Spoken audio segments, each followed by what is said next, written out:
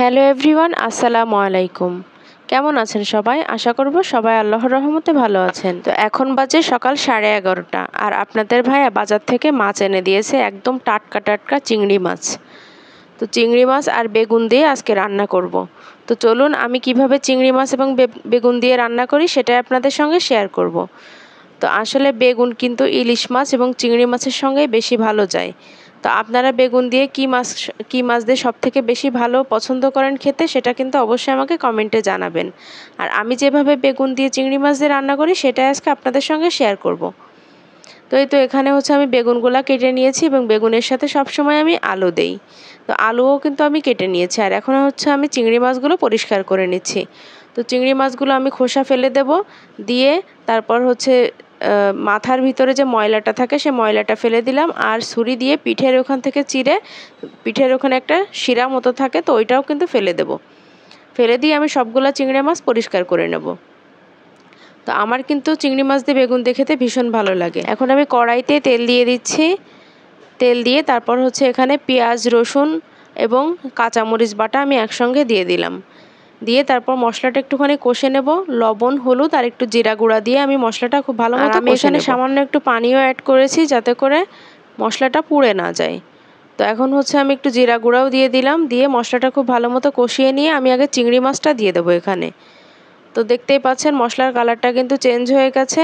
তো এখন হচ্ছে আমি চিংড়ি মাছগুলো দিয়ে দিচ্ছি। চিংড়ি মাছগুলো দিয়ে চিংড়ি মাছ একটুখানি কষিয়ে নিয়ে তারপর হচ্ছে এখানে আমি বেগুনগুলো দিব। আর আপনারা যারা আমার ভিডিও দেখেন বা বেগুন রান্নার ভিডিও আগে যারা দেখেছেন সবাই কিন্তু জানেন যে বেগুনটা আমি সবসময় ঝোলে রান্না করি। তো এই পাশের চুলায় হচ্ছে আমি করলা ভাজি বসিয়ে দিচ্ছি। তো আজকে করলা দিয়ে এবং আলু দিয়ে একসঙ্গে ভাজি করে নিচ্ছি। তো করলা ভাজিতে আমি একটু পেঁয়াজ, রসুন আর হচ্ছে একটু হলুদ, লবণ দিয়ে আর একটু কাঁচামরিচ দিয়ে করলা ভাজিটা বসিয়ে দিয়েছি।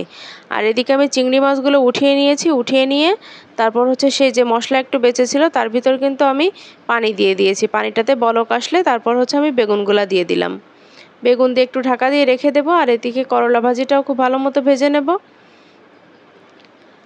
তো এদিকে কিন্তু বেগুনটা মানে 50% মতো সেদ্ধ হয়ে গেছে। এই পর্যায়ে আমি চিংড়ি মাছগুলো দিয়ে দিলাম, কারণ চিংড়ি মাছগুলোও একটু সেদ্ধ হবে।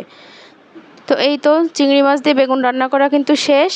আর কালারটা দেখেই বুঝতে পারছেন কত সুন্দর হয়েছে, খেতেও কিন্তু ভীষণ মজার হয়েছিল।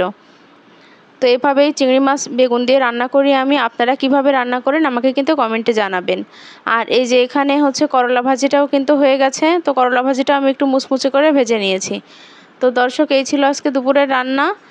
আর এখন হচ্ছে আমরা বিকালবেলা একটু বেড়াতে গিয়েছিলাম আমার যে ছোট চাচি শাশুড়ি তার বাসায়। তো চাচিকে আমরা চাচি বলে ডাকি না, কাকি বলে ডাকি, ছোট কাকি বলে ডাকি। তো কাকিদের বাসায় বেড়াতে আসছিলাম সবাই মিলে, আমার মেঝো যা আর এটা হচ্ছে আমার ছোটো যার মেয়ে পুচকি, হচ্ছে আমাদের বাসার সবার আদরের একটা মেয়ে আর আমাদের বাসার সব থেকে ছোট সদস্য।